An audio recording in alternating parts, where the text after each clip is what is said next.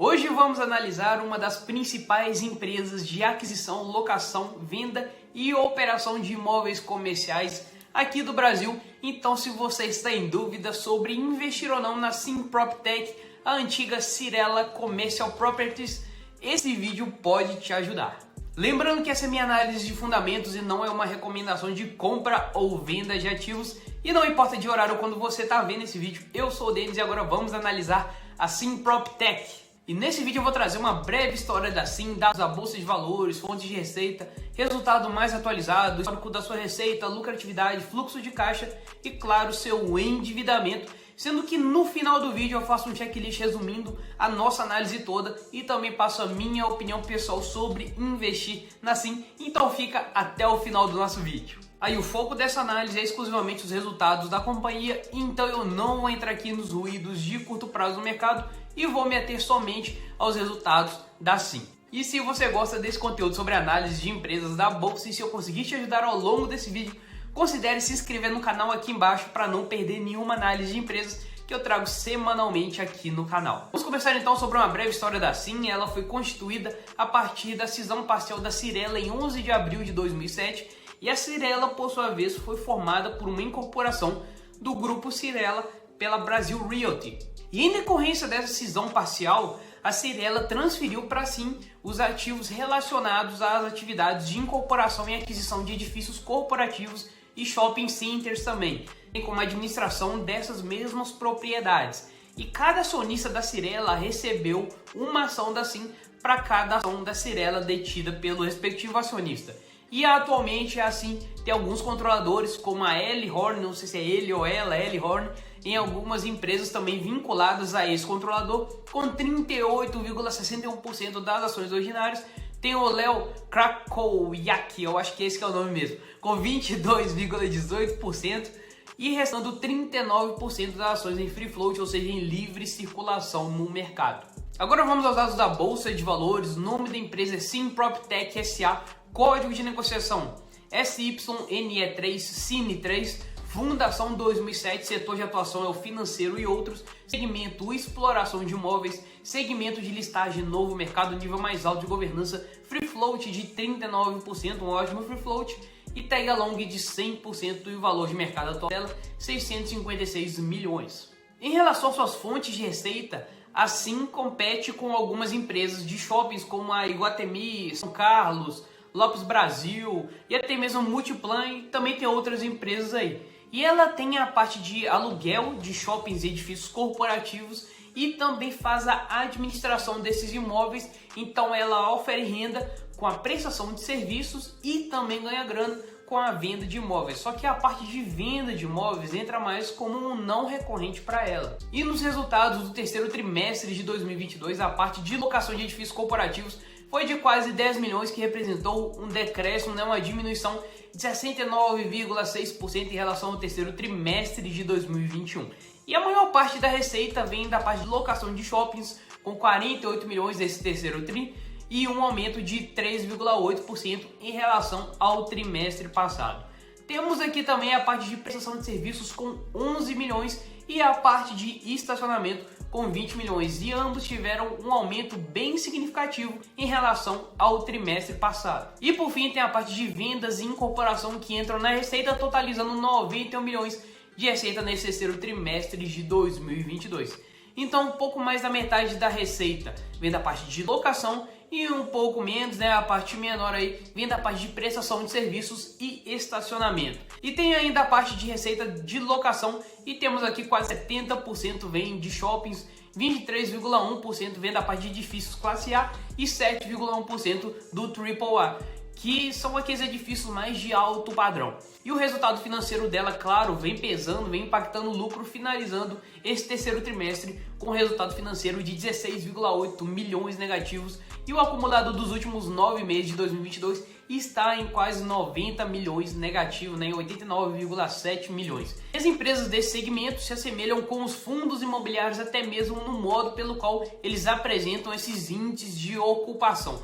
Então, a ocupação financeira geral assim que a gente está vendo se encontra em 86,3% e a ocupação física em 82,4%, sendo que dá para a gente analisar aqui, dá para ver que os imóveis que se encontram com a menor ocupação são a parte de escritórios classe A, com apenas 61% da vacância financeira e 55,7% da vacância física. E a parte de shopping center, eles estão com a maior parte da ocupação física e financeira, mas também isso é justificável, né? A empresa está passando por uma reformulação do modelo de negócios e focando cada vez mais no segmento de shoppings e deixando aos poucos esse segmento de edifícios corporativos.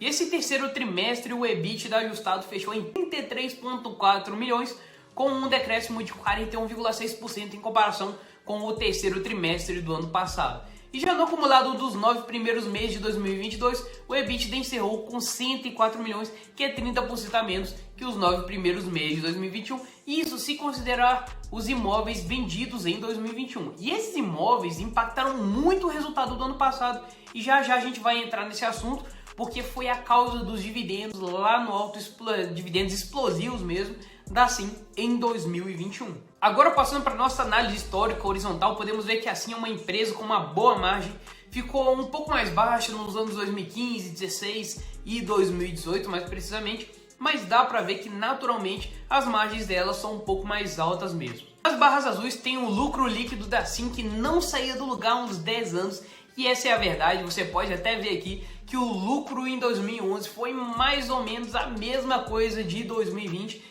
e, excepcionalmente, em 2021 ela teve um efeito não recorrente gigantesco de algumas vendas de imóveis no valor de 1,8 bilhão, e aí eles pegaram esse dinheiro e distribuíram tudo em dividendos, ou seja, ao invés de pegar esse dinheiro e investir em outros imóveis na própria empresa, eles foram lá e distribuíram em dividendos, e que na época deu um dividend yield de 50%, mas como a cotação caiu bastante, aí claro que vai ocorrer uma diferença e que agora está em mais de 200% de dividend yield, aí o pessoal fica doido.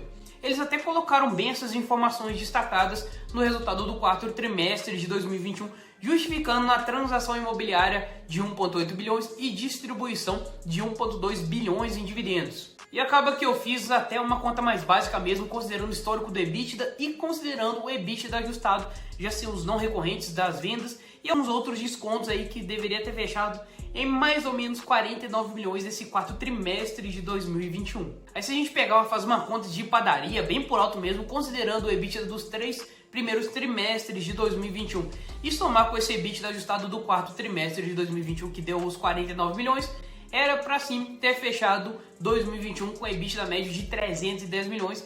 Então, sem os não recorrentes, esse EBITDA ficaria mais ou menos na média da empresa mesmo. Então, não é para achar que a empresa vai ter sempre esse resultado explosivo. E uma visão que pode ser interpretada de uma maneira um pouco equivocada, no caso, é o fluxo de caixa operacional, porque essas empresas de exploração de imóveis são muito semelhantes aos fundos imobiliários, já que elas têm a receita de locação, serviços, e com isso o fluxo de caixa operacional vai variando em decorrência desse serviço aí que ela presta, ou a grana que ela vai oferindo.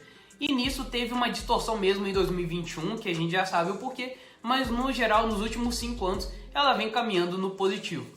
Outro ponto também é o FCL Capex, que muitas vezes fica no negativo por conta dos investimentos no setor. Isso é uma característica desse segmento de exploração imobiliária, então nem sempre é ruim ele ficar no negativo. Às vezes é uma coisa estratégica, né? Uma estratégia da empresa mesmo.